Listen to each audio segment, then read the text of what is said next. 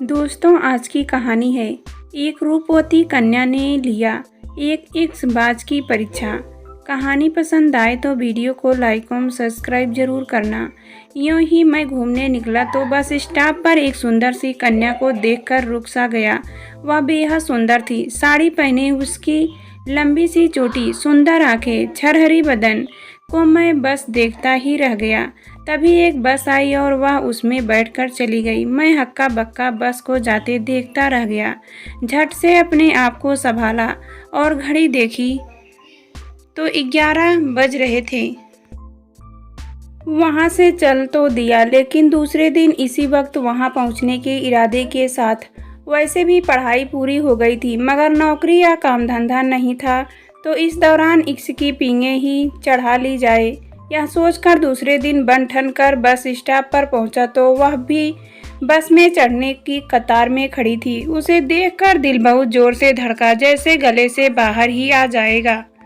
मैं भी कतार में खड़ा हो उसकी ओर देख उसके सौंदर्य का नजरों से ही पान करने लगा। कल जो सुंदरता देखी थी वह और भी ज़्यादा दिखनी शुरू हो गई और ख्यालों की दुनिया में जाने से ज़्यादा उसके हुस्न का अवलोकन करना ज़्यादा बेहतर समझा। बस आई तो हाथ में टिफिन ले वह बस में जा बैठी तो हम भी पीछे हो लिए। एक ही सीट खाली देख थोड़ी उदारता का प्रदर्शन करते हुए उसे बैठने दे। पास में खड़े होकर आंखों से उसने सौंदर्य का हवाई अवलोकन करने लगा।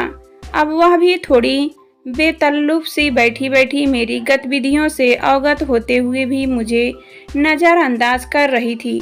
मगर अब मेरी हिम्मत खुल गई थी और अब तो बेधड़क देखता रहा उसकी सुहानी मूरत को। बस एक ही बात का दुख था कि जब से देखा है उसे इतनी बार बस में मिला उससे, लेकिन उसकी आवाज़ नहीं सुनी जो मेरे हिसाब से चांदी की घंटी सी मीठी होनी चाहिए थी। उसका स्टैंड आ गया था तो वह उतर गई। पीछे पीछे मैं भी उतर गया और कुछ खुलकर उसके सामने हंस दिया। जवाब में उसके भी होठ हल्के से फड़फड़ाए थे। दूसरे दिन मिलने की आशा के साथ मैं भी घर की ओर चल पड़ा। सुबह उठते ही उसी के ख्यालों से दिनचर्या शुरू की और 10 बजते ही बस स्टॉप पहुंच इंतजार में लग गया।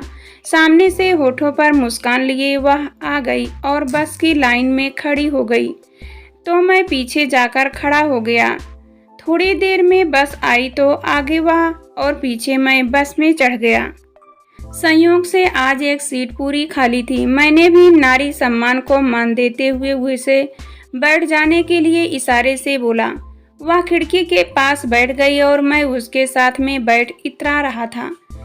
कंडक्टर आया तो उसने अपने पर्स से पैसे निकाले तो कंडक्टर ने बिना पूछे ही टिकट पकड़ा दी। इस पर वह मुस्कुरा कर रह गई। मेरा उसकी आवाज़ सुन पाने का जो ख्वाब था वह टूट गया।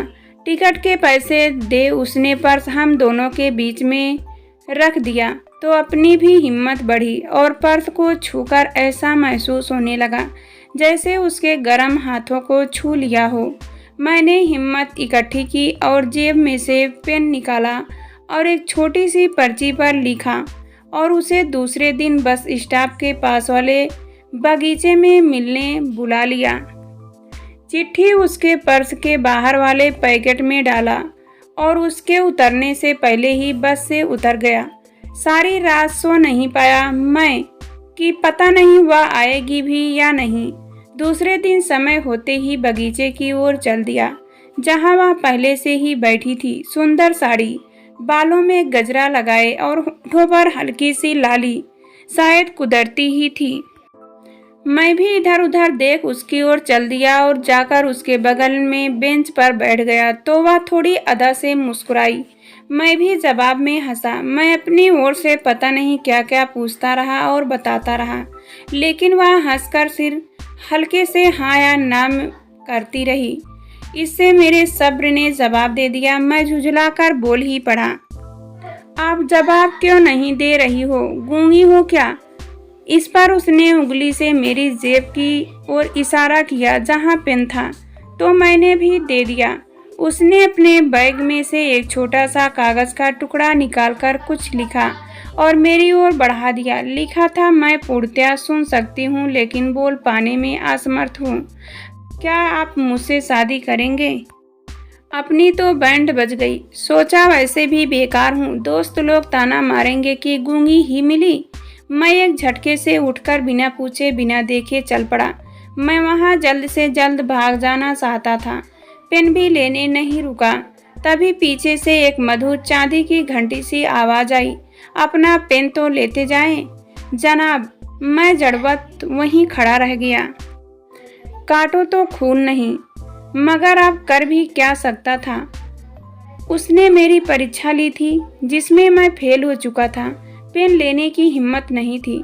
कैसे करता उसका सामना, और कब तो मुट्ठियां बांध, पहले धीरे धीरे और बाद में झट से दौड़ बगीचे से बाहर भागा और बाहर आकर देखा तो कलेजा गले को आया हुआ था और पसीने से कपड़े गीले हो गए थे। इश्क का बुखार उतर चुका था।